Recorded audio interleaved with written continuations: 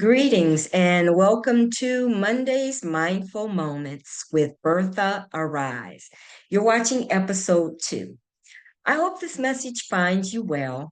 As you know, the core of my discussions is mental wellness, physical health, and spiritual balance across all areas of life, which includes family life, relationships, work dynamics, faith, and you.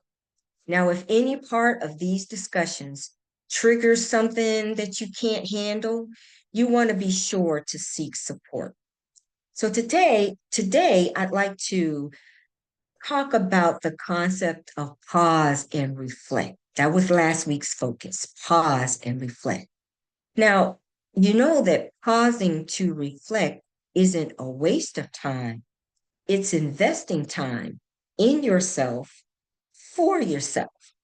Just as we would take a moment to make a phone call or stop back past someone's house to check in on them, to see if they're okay, to make sure they have everything that they need, to see if there's anything that we can do to help them out. Just as we extend that type of check-in for someone else, pausing to reflect is a self-check-in.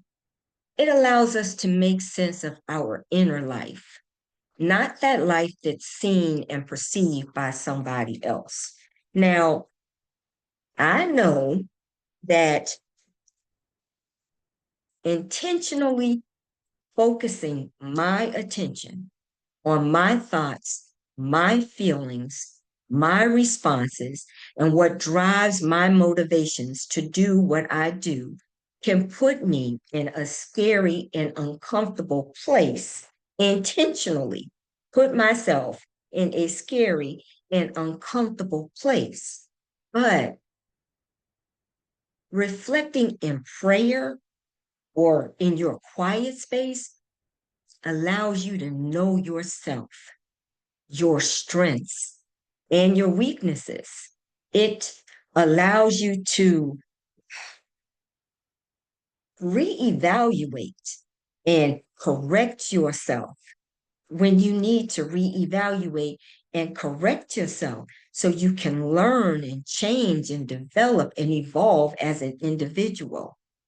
Pausing to reflect is one of those requirements for good mental wellness, physical health, spiritual balance, and edification. However, pausing to reflect can become unhealthy if